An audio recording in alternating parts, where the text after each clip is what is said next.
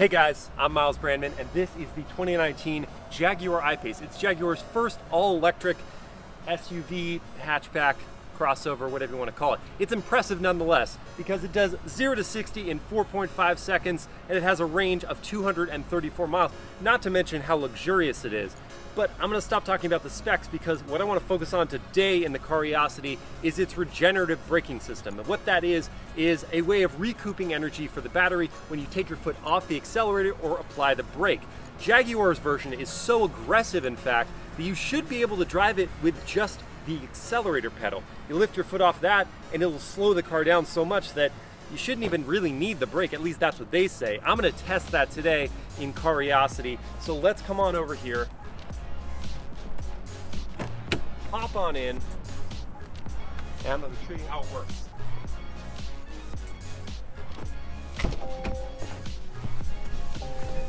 Of course, the car is silent because it's electric. So you go into the infotainment system here, you go to My EV and EV setup, and then you can choose two different things. One, vehicle creep. We're not even going to go into that. We're talking about the regenerative braking, and there are two levels. The low level has less of a resistance on the car when you take your foot off the throttle, but we want the high level. That's what we're in right now, and we're gonna see how this works. So I gotta set up my other little camera down here, one sec. And then we're gonna be off and running.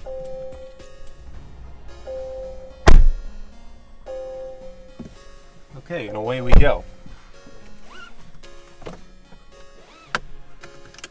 Just to make it fun, I'm gonna give myself, let's say 3 chances to hit the brake if I absolutely need it. If I have to hit 3 times within the time that I'm driving around, then I'm gonna say it's a big old fail as using this car with just one pedal. But if not, then that's pretty neat.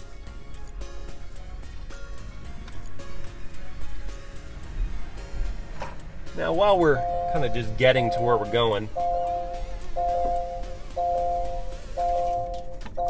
I can tell you a little more about the car. So as I mentioned, it's pretty darn quick, and the range is really good, 234 miles. That's about what the Tesla Model X's range is at 237 miles. That's the 75D version of that car. If you get the 100D, then you get like 300 miles of range. This can't compete with that yet, but it's about $10,000 cheaper than that at 70 grand to start. All right, so let's start the bidding here. It's about 4:18 p.m. It's exactly 4:18 actually, on a Saturday, so there's not a ton of traffic, but I'm also not gonna just go ultra slow and cheat. Got some cars coming up here. I'm gonna choose right about here to lift off. And, oh, that was even too much. Didn't even need to do that.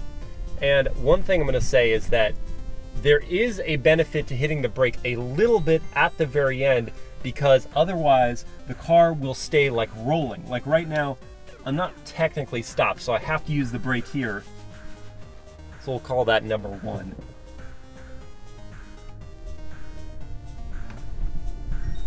But here, I want to see if I don't have to use the brake at all. Took my foot off the throttle, and we effectively have come to a stop. I'm gonna just creep forward a little bit more and roll. Now, one thing about this system is, I said that, you know, if you, see, it's just gonna keep rolling. It's gonna keep rolling down. Stop, stop, stop. Stop. Stop. I didn't have to touch the brake. But it'll actually kind of roll back and forth until it decides that it wants to settle in a position. But the regen braking system actually has a even more aggressive mode than just the high mode, because if you just touch the brake a little bit, then it'll add more regen braking to the end of your stop.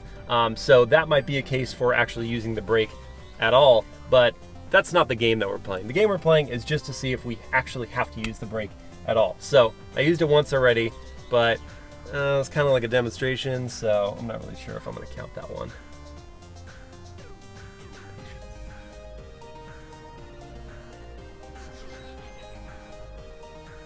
Other things about the car. No, we're going. So I'm gonna get on this freeway on-ramp over here.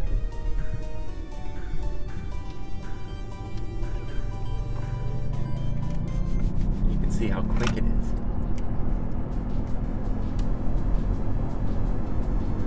Another neat thing is that you can actually tune the sound that the car makes.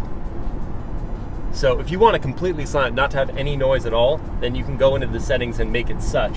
But if you want a little bit of noise, they have like this, it's almost a turbine noise that you're getting from the car that I think is pretty neat. Then you can have it set on its dynamic noise mode. That's where I like it, because I don't want anything completely silent. I think that's too eerie. All right, coming up to a light here. Right now it's green. It's yellow. I'm gonna go for it. That was red. It's fine. And we're cruising. Okay, now the light is yellow up there. I'm obviously gonna stop for that. So I took my foot off the throttle, and look where it's kind of like having us stop. That was so aggressive, we're kind of stopping at least 100 feet away from the light. So I gotta creep up a little bit more. I imagine if you do this a lot, you could do it with such practice that you time it just perfectly. All right, again, so I didn't have to use the brake there. I got a green, but a red up beyond that.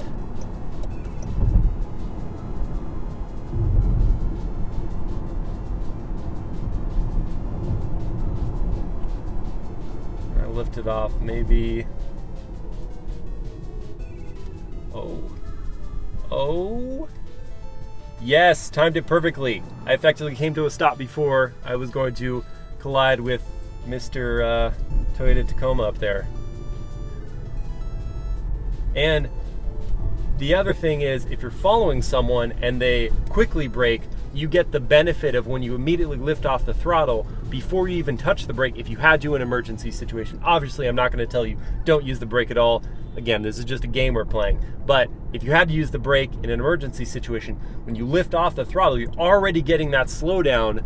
So it's almost like brake version 2. So before you even get to the actual brake pedal, you're already slowing down. I think that's actually a safety thing.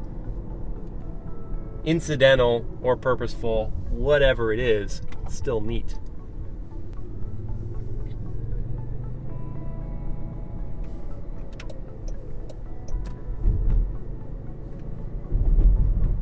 This feels like more regenerative forces than even the engine braking system on like a motorcycle, which is usually pretty aggressive. You crack off the throttle there, and it pulls you down real quick. This is even more so in the high setting. See, again, even there, I lifted off too early. I got to time it better. But I can creep forward. Still too much. Oh, we're gonna roll now. And we're rolling.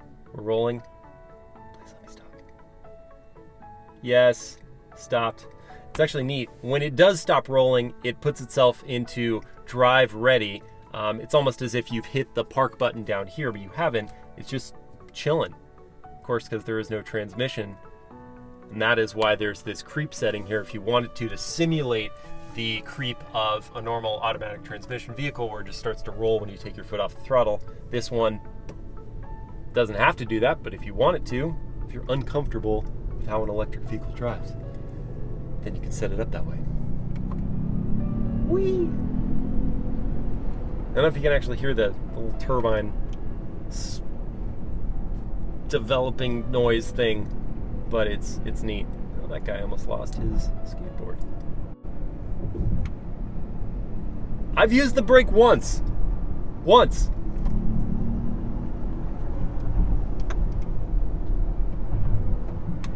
Oh, that's so cool. All right, okay, this guy's, I thought he was coming over. I thought I was gonna have to use the brake, but I don't. Now, one thing I'm not sure about that would be a question for Jaguar, or maybe all of the collective automakers making electric vehicles, is because this is so aggressive in how it slows the car down, when you take your foot off the throttle, does it apply the brake lights? Because if it doesn't, that might be a safety hazard because of how quickly you slow down. Someone behind you, if they don't see the brake lights, they may not slow and they could rear end you. I don't know. Those of you with big brains or who have done a lot of research into this matter, please enlighten me. Otherwise, I'm just gonna have to go nerd out on a computer later. Okay, one time, I've used the brake once.